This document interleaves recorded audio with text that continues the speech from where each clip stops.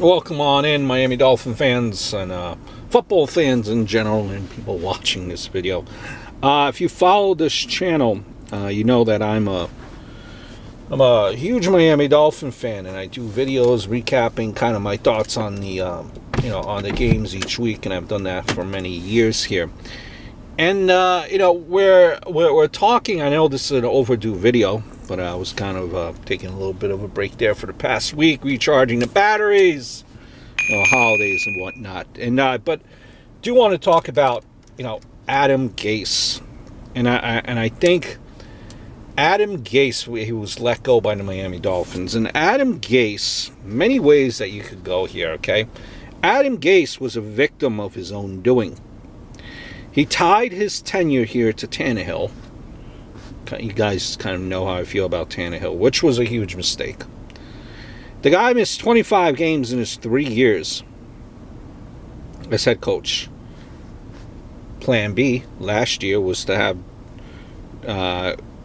Jay Cutler, and the end result, maybe it should have gotten him fired with just by Cutler in itself, after knowing what happened. Now, some might say that Gase should have pushed the franchise to take a quarterback, and taking a quarterback in one of those one of his 3 years in the draft, or sign a quality veteran to at least push Tannehill. Tannehill really never developed. I never understood why Tannehill was simply given the reins to this team as a starter.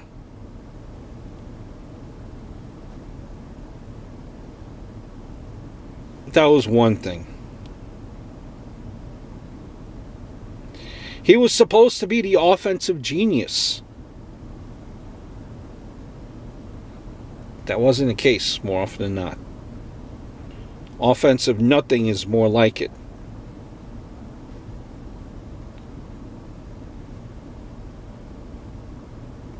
Never panned out that way. And, the mark of a good coach is how he handles that pressure, how they coach around injuries. A lot of teams lose good players, and we've kind of said this before. And star players, listen, you lose good players, you lose star players, but they don't collapse as a team. Patriots lost Tom Brady, went 11-5. Broncos lost Peyton for half a year, and with Osweiler stayed strong and got into the playoffs without him. There's way more examples, but injuries are part of NFL coaching. If you haven't properly prepared or brought on guys who will prepare, then you aren't doing your job. You have to be a motivator. Now, and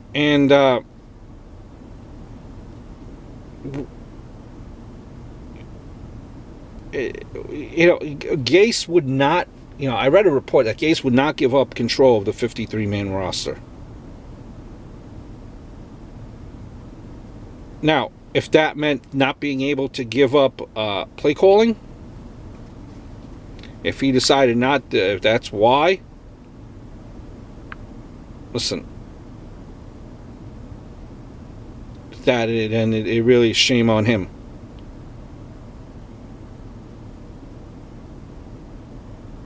The thing, Ross made a huge mistake, giving an unproven rookie coach full power over the roster and play calling, right? Not many veteran coaches get that.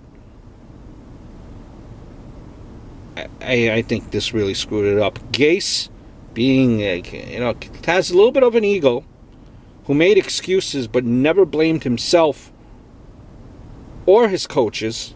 What it turned out, the players turned against him. Players turned against him.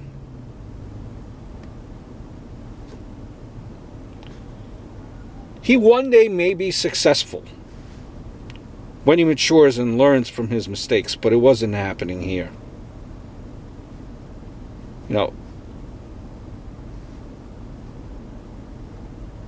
here's the thing, okay? Terrible energy, no charisma. Didn't have any charisma, wasn't really a fiery coach. I think, you know, what happened here is, you know, and ask Cameron Wake what he thinks about Coach Gase. When you have guys like one of your best players in Cameron Wake not giving him a ringing endorsement, which I believe was close to the words that he said, that's not good. He tried to be a Bill Belichick. You know, it's weird because he went from being a player's coach to, you know, to being anti-player coach. Landry, Wake, J-Train there. You know, listen, at the end of the day, the Finns were rocked by injuries. We were. And beat the Vegas over-under for wins. But this team was, you might argue, was in a position to make some type of a playoff run. And clearly did not fight at all during the last 3 games. Gase lost the locker room. And let's be honest, and without the Miami Miracle and a Charles Clay drop, Miami finishes 5-11. And so the process begins yet again. Let's see where this will take us. And honestly, what I worry about, of all the head coaching vacancies that are there now, that are left, Miami is not that appealing. It's really not.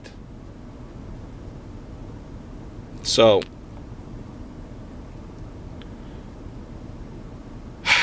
a lot has to change, and I'll be making further videos about the Dolphins, and we keep our fingers crossed, because that's what we do as Dolphin fans. Hope all is well.